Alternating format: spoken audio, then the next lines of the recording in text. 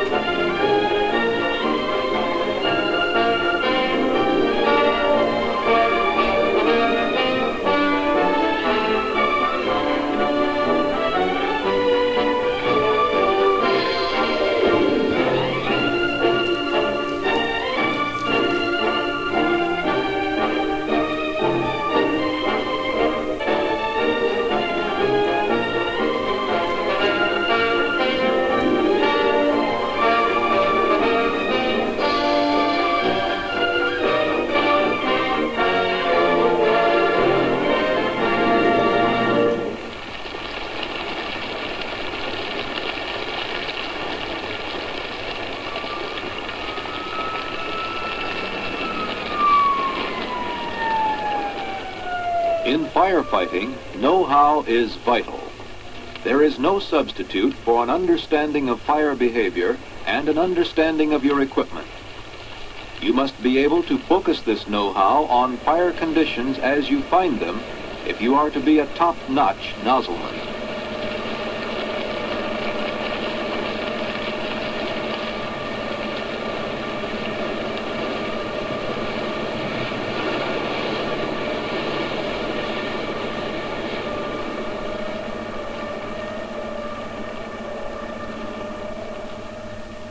Let's start with your chief weapon, the nozzle. It's important to use the right tools for the job. The smooth bore of the solid stream nozzle delivers a solid, high-velocity stream. This gives you a long reach and delivers a large volume of water. Both the solid stream nozzle and newer adjustable nozzles have a ball-type shutoff. It has nothing to do with the shape or pattern of the stream. The pattern is controlled by the forward part of the nozzle. Today, the most versatile nozzle is the adjustable type. It can deliver patterns ranging from a wide-angle stream with low velocity to a straight stream with a high velocity. As a nozzleman, you should have an idea of the mechanics of its operation.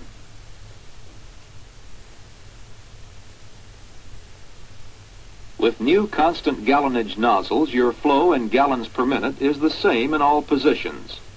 These nozzles are designed to operate at about 100 pounds nozzle pressure. Most nozzles have marks or notches which serve as a guide to indicate the degree of fog. These are helpful, but when you're fighting a fire, the important thing is not which mark you're on, but whether the fog pattern you are using is correct for the job. To choose the right pattern in each situation, you must be familiar with fire behavior. This fire could go through several phases. Most fires start with a small flame which may continue to spread over the fuel surface. As the heat builds up, there will be a flashover, and if air is available through windows, doors, or other openings, the fire will assume a steady state. In most cases, this steady state will expand only if more air is made available. Additional doors may be opened, or the fire may go on to burn through the walls or ceilings, and eventually it will no longer be confined. Because so many structure fires are of necessity attacked during the steady state, we're going to deal primarily with fires of this nature. The temperature of the fire we have described will be in the neighborhood of 1400 degrees at ceiling level. You'll need as much protection from that heat as you can get. When your line is charged, you will adjust your fog pattern to protect you from the heat, but you can and should improve the effectiveness of your protective clothing by wetting down. Protective clothing does an excellent job of shielding you from falling debris and heat.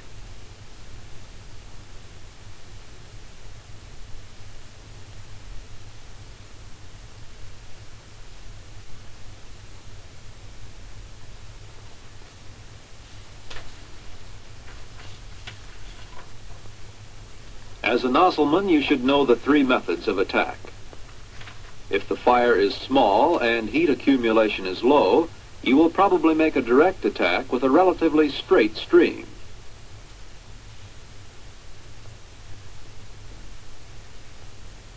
Intense heat may force you to use either the indirect or the combination attack. With the indirect attack, you spray only the heated overhead.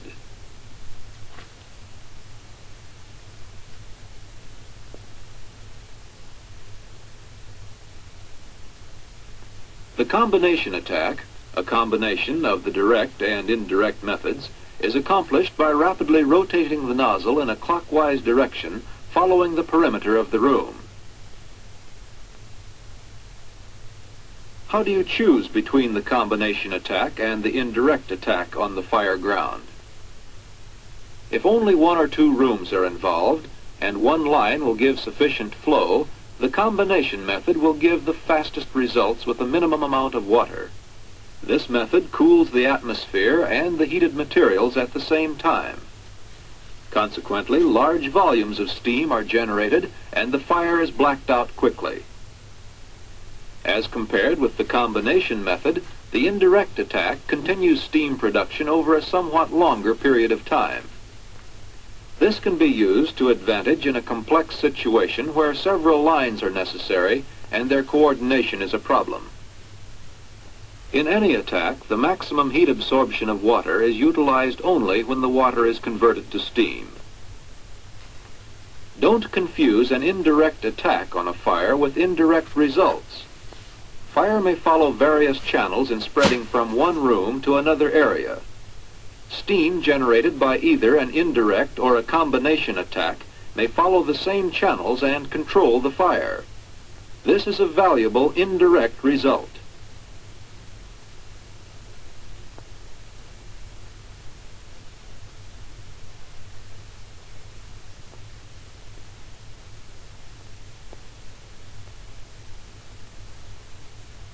As a nozzleman, you need to know something about thermal balance, what it is and how it can help you. Almost every fireman has approached a fire which he could see clearly, but just as soon as his fog pattern hit the interior of the room, smoke and steam swirled down and his visibility was gone. What happened?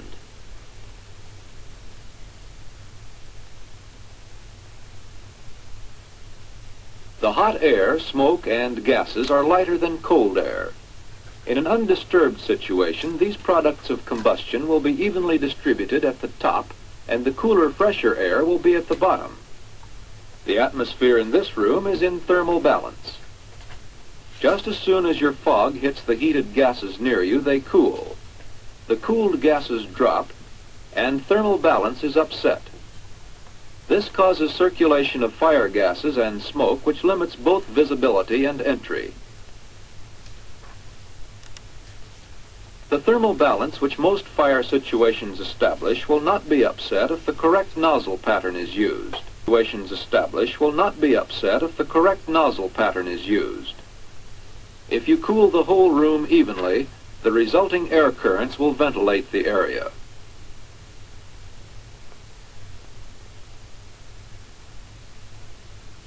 It's easy to continue the application of fog too long. What happens is that the cool water begins to condense the steam which has formed. The time to shut down is just as soon as the fire has been blacked out. This should happen within 30 seconds if your rate of flow and your distribution of water has been proper. You should move in as soon as possible. If you don't, spot fires will intensify, heat will accumulate, and in about 4 minutes after shutdown, the fire will be back to its original intensity.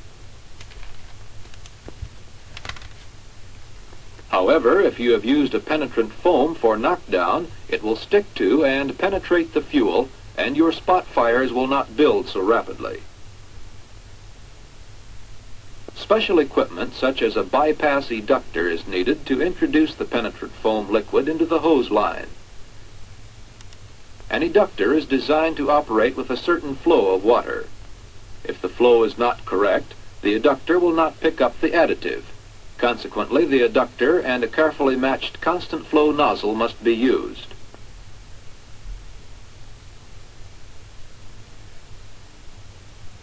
If the adductor is marked 95 gallons per minute, a 95 GPM nozzle must be used.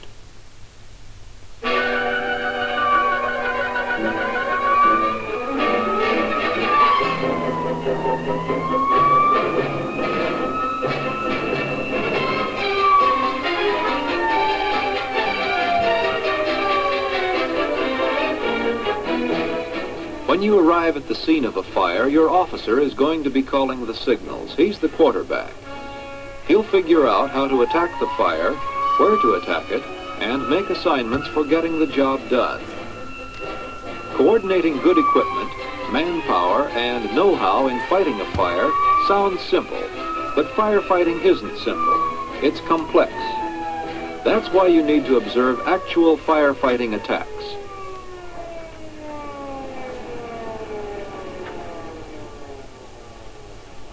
If you arrive at the fire in the early stage with a low heat level, a direct attack should be used. Keep your stream just wide enough to cover the flame area.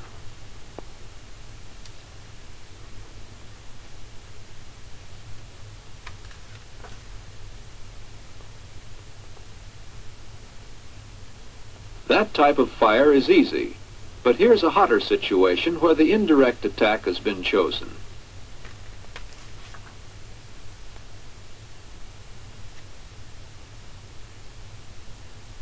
Direct your stream into the heated overhead. Narrow or vary the pattern to a point where it will reach the entire overhead, but still keep the water which strikes the walls at a minimum. With the indirect approach, you want to cool only the heated fire gases. Hang on to the nozzle. Keep your hands where you can control and adjust the pattern at all times. As heat radiates from the walls and fuel, steam production will continue. Every fire department should be equipped with self-contained breathing apparatus.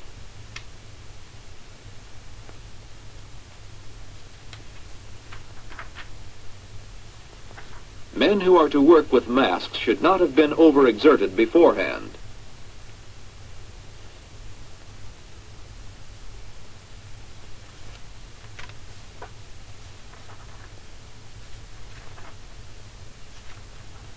With the combination approach, your intent is to cool and blanket with a minimum amount of water.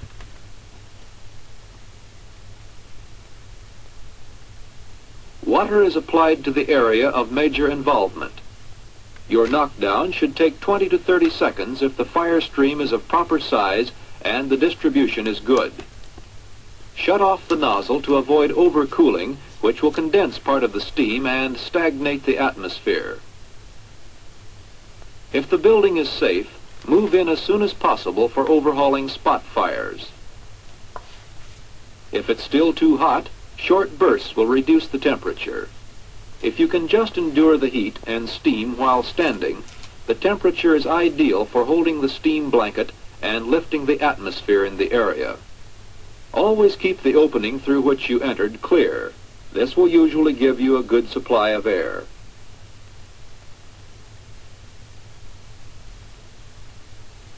You've knocked down the fire, but it's not out. With a good steam blanket, temperatures will continue to drop for about 2 minutes. At this time, your steam will begin to break up or lift, and spot fires will pick up. To maintain the thermal balance, you should use short, straight stream bursts to quench those spot fires. A fog stream would circulate bad air and block vision. When you go in for overhaul, do not spend too much time with small fires near your point of entry. Get as deeply as you can into the area and overhaul on your way out rather than on the way in. Many times a small flame, which is not doing any damage, will help ventilate the area. Remember, hot air goes up and out, and cool air comes in at the bottom to replace it.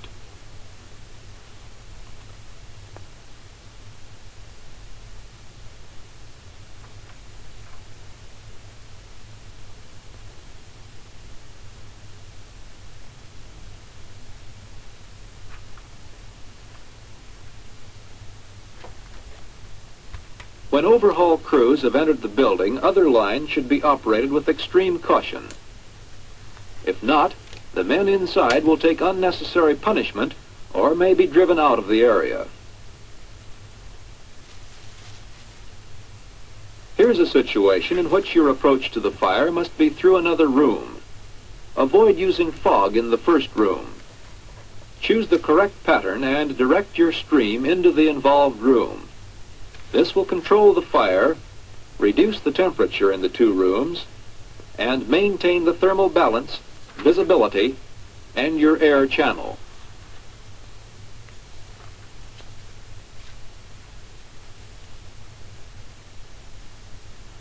Penetrant foam can be helpful in most fire situations.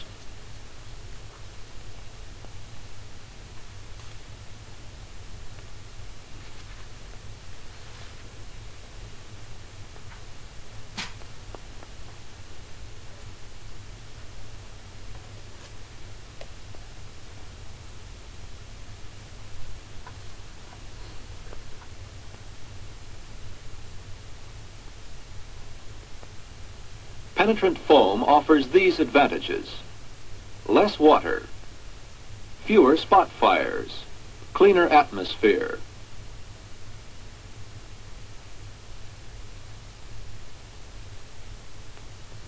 As the size of the fire increases, your rate of flow for control must increase. Whether the fire involves a residence, a small structure, or a larger building, one basic principle remains the same. A sufficient volume of water must be properly distributed.